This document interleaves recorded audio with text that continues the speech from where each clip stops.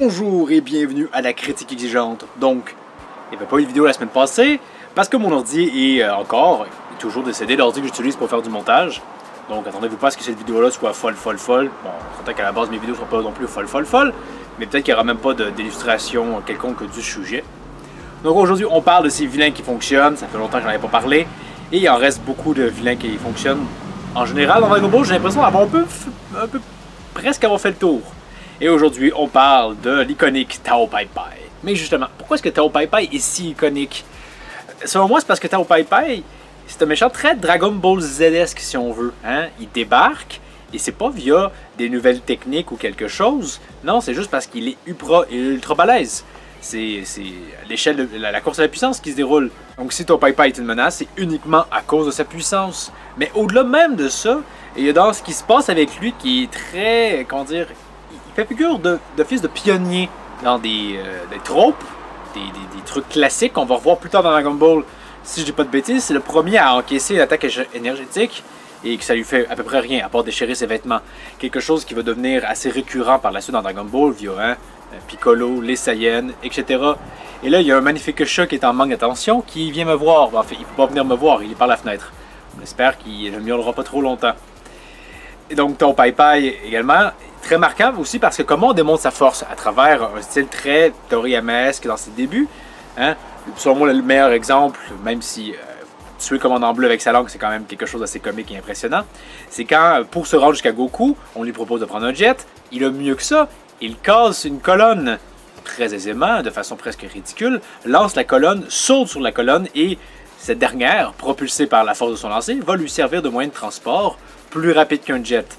C'est assez ridicule, mais ça illustre quand même de façon très claire sa force. On n'a pas besoin de faire détruire une ville pour comprendre sa puissance. Rien que ça, ça en jette quand même assez. Donc, également, aussi un autre point que je pense que Tao Pai Pai fait qu'il se démarque, c'est qu'à ce jour, il y a peut-être Hit qui rejoint sa catégorie, mais Tao Pai Pai, c'est pas... il est méchant, très méchant, oui, mais il n'a pas envie de conquérir le monde, c'est pas une menace qu'il faut absolument stopper. Non, c'est juste un travailleur, un assassin. Donc, il est engagé pour tuer des gens, mais si ça n'avait pas été que l'armée du ruban rouge l'engage, Goku n'y aurait jamais été confronté.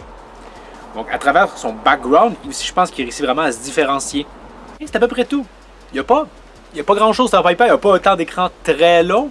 On parle, je pense, à peine d'un tome qui lui est entièrement dédié, mais c'est suffisamment quand même pour marquer les esprits via justement la façon dont on démontre sa force, mais également marquant parce que si tu as envie de voir des héros toujours, des méchants de plus en plus balèzes, ben, Tao Pai Pai, c'est parfait. Alors que justement, ce qu'on avait auparavant, c'est l'avantage de l'armée du ruban rouge qui pouvait opposer la difficulté à Goku via des mécanismes autres, notamment la paralysie des yeux pour le commandant bleu ou un tas d'astuces de ninja pour le ninja violet. Tao Pai Pai lui débarque et c'est vraiment avec la force brute. C'est sûr qu'il y a une nouvelle technique, le Dodonpa, mais bon, je pense pas qu'il demeurait marquant pour ça, d'autant plus que bon, Tenshinhan et Chaozu vont également avoir cette technique-là. Donc Tao Pai Pai il marque vraiment parce que c'est un pionnier. Hein? C'est lui qui va... C'est davantage un méchant qui appartient à Dragon Ball Z, pas Raditz. Autrement, c'est la raison pour laquelle, selon moi, il fonctionne avec également son background d'assassin qui le rend quand même assez différent des autres.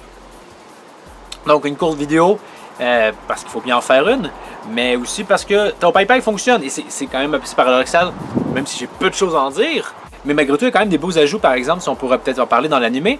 À un certain moment donné, quand il se fait battre par Goku, quand celui-ci revient, il décide lui aussi d'aller monter dans la tour Karin. Et pour y arriver, il court à la verticale. C'est quand même aussi assez impressionnant. Par contre, je ne me souviens plus exactement de tout son échange avec Maître Karin, mais je me souviens de sa montée, c'est quand même assez impressionnant à ce niveau-là.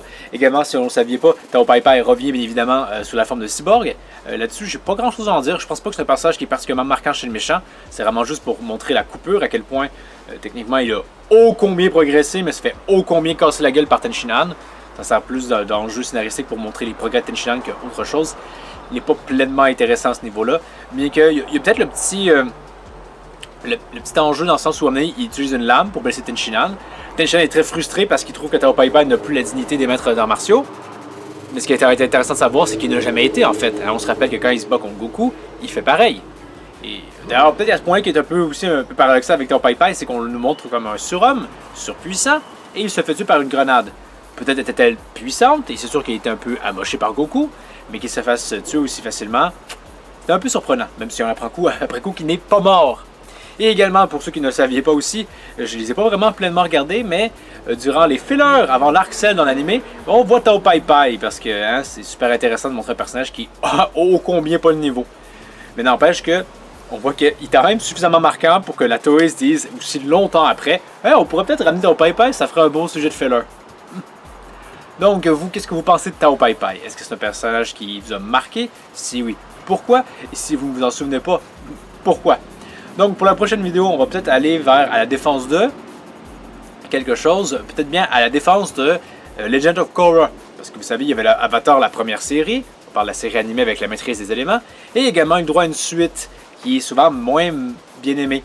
Or, vous le devinez, je vais me porter la défense de, et je vais même jusqu'à aller dire que je préfère Legend of Korra que la première série. Donc, à voir. Encore une fois, pardonnez-moi pour la vidéo, les retards.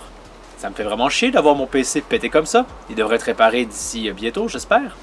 Donc, merci d'avoir regardé. N'hésitez pas à aimer, partager, vous abonner, et etc. Et je vous dis à la prochaine critique exigeante.